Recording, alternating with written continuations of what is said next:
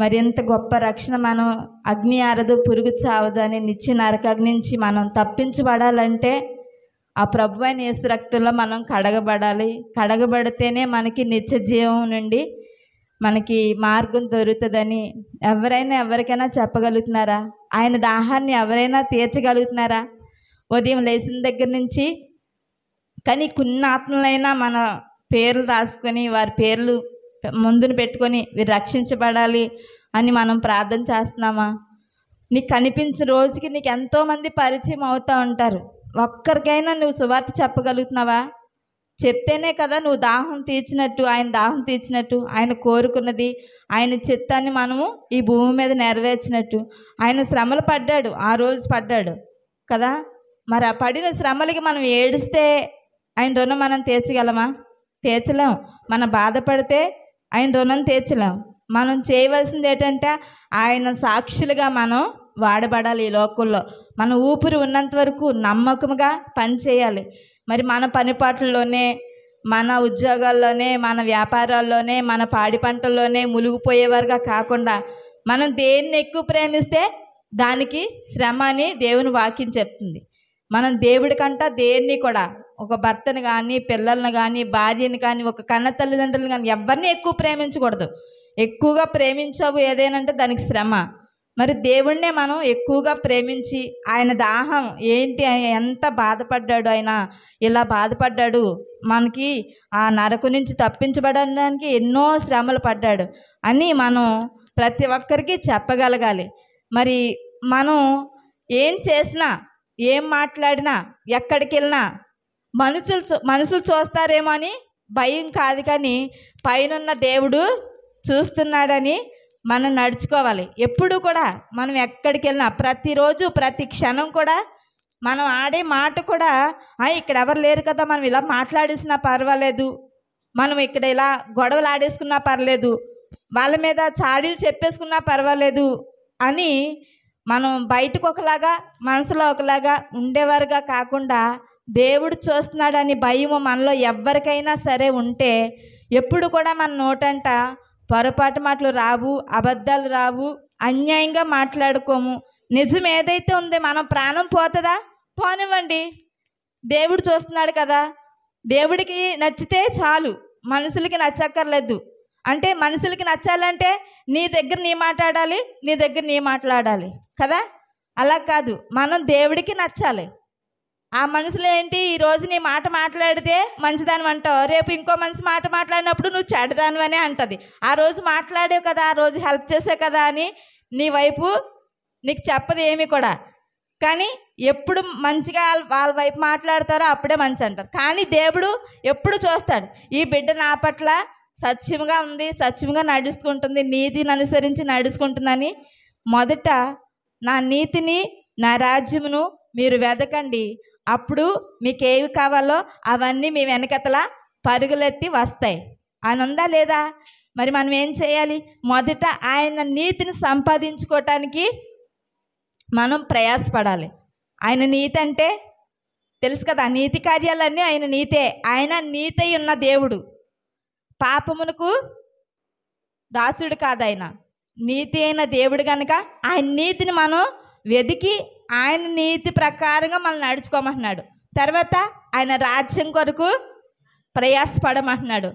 ఆయన నీతిని నెతుకుతూ, ఆయన నీతిని అనుసరిస్తూ ఆయన రాజ్యం కొరకు మనం ప్రయాసపడినప్పుడు ఈ లోకంలో ఇవన్నీ మనం ఇక్కడ విడిచిపెట్టి వెళ్ళిపోవలసినవే కదా. ఈ లోకంలో దేనికోసం ప్రయాసపడినా, ఆస్తుల కోసం కానీ, అంతస్తుల కోసం కానీ, ఒక ఇల్లు కోసం కానీ, ఒక బిడ్డల కోసం కానీ, దేనికోసం ప్రయాసపడినా అది వ్యర్థమే. ఎందుకంటే మనం పరలోకానికి వెళ్ళేటప్పుడు ఏది కూడా తీసుకొని వెళ్ళాం. ఏం తీసుకొని వెళ్తామంటే ఆయన కోసం మనం ఈ భూమి మీద ఉన్నప్పుడు ఏదైతే ఖర్చు పెడతామో, ఏదైతే ప్రయాసపడతామో, ఆయన కొరకు ఏదైతే త్యాగాలు చేయడానికి ఇష్టపడతామో అవన్నీ కూడా దేవుడు చూస్తూనే ఉంటాడు. మరి మనం ఈ లోకంలో ఉన్నప్పుడు ఒక దేవుని కోసం ఒక 1000 రూపాయలు ఇచ్చామనుకోండి, ఒక 10,000 ఇచ్చామనుకోండి, అది మనకి పరలోకంలో దాచబడిన ధనముగా మారతాయి. ఆ ధనము ఎప్పటికీ కూడా మనం ఇక్కడ ఉంచుకొని ఇక్కడ దాచుకుంటే మనం తీసుకెళ్ళలేం. కానీ దేవుని కొరకు ప్రయాసపడి దాన్ని కష్టపడి ఇచ్చినప్పుడు అది మనకు అక్కడ దాచబడిన ధనముగా ఉంటుంది. ఇక్కడ ఎంత ధనము దాచుకున్నా చిమ్మెట కొడుతుంది, లేకపోతే దొంగలు తింటారు, లేకపోతే మనకున్న ఎవరొకరు తింటారు, కానీ అది మనతో రాదు. మనం దేవుడికి ఏదైతే ఇస్తామో అదే దేవుని రాజ్యంలో మనకి దాచబడి ఉంటుంది. అందుకే మనం ఈ లోకంలో ఉండగా ఆయన కోసం ప్రయాసపడాలి.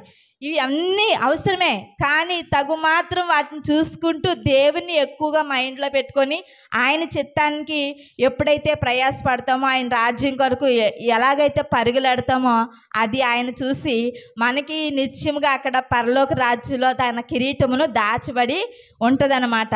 ఆ కిరీటాన్ని పొందుకోవాలంటే ఈ లోకంలో ఉండగా నిత్యముగా సత్యాన్ని కోరుకోవాలి, సత్యమే మాట్లాడాలి.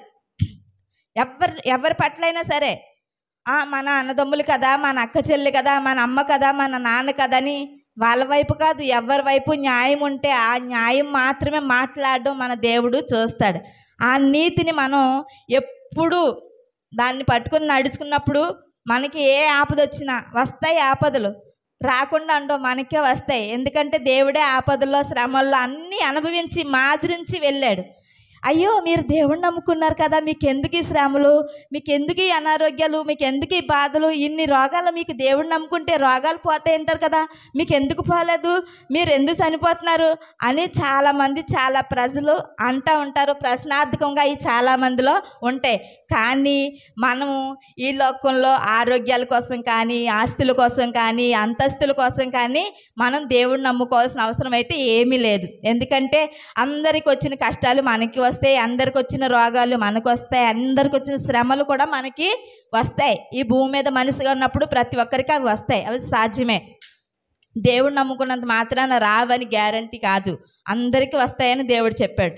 కానీ దేవుణ్ణి ఎందుకు నమ్ముకోవాలి అంటే అగ్ని ఆరదు, పురుగు చావదు అనే నిత్య నరకాగ్నిలో యుగయుగాలు ఈ ఆత్మ కాలిపోకుండా ఉండాలి అంటే ఈ లోకంలో ఉండగానే ఆయన రక్తంలో కడగబడాలి, పరిశుద్ధాత్మ చేత నింపబడాలి.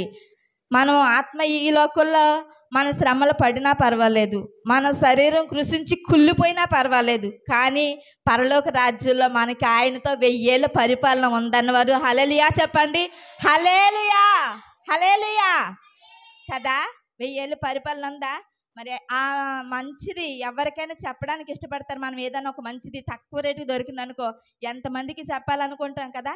ఏదైనా మంచి జరుగుతుందంటే ఇంకొకరు కూడా చెప్తే బాగుంటుంది కదా అనుకుంటాం. ఇదైతే ఈ లోకంలో చాలా చెప్పలేనంత మంచి, అవునా కదా. ఈ మంచి మరి చెప్పకుండా మనం ఎందుకు అలా ఉండిపోతున్నాం? చెప్పాలి, ప్రతి ఒక్కరికి దేవుని రాజ్యం కొరకు చెప్పాలి.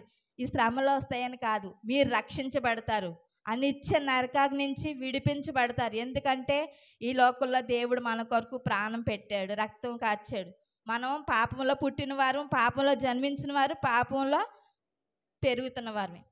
కనుక ఈ పాపం పోవాలి అంటే ఏ నరుడు పాపం లేకుండా జన్మిస్తాడో, ఏ నరుడు భూలోకంలో పాపం లేకుండా జీవిస్తాడో అలాంటి నరుడు ఈ రక్తాన్ని చిందిస్తాడో, ఆ రక్తంలో ఎవరైతే కడగబడతారో వారే నిత్యరాజ్యానికి వారసులని దేవుడు వాక్యం సెలవిస్తుంది. వేద మంత్రాల్లో కూడా ఉంది, తద్రక్తం పరమార్థం పుణ్యయాగ బలియాగం అని.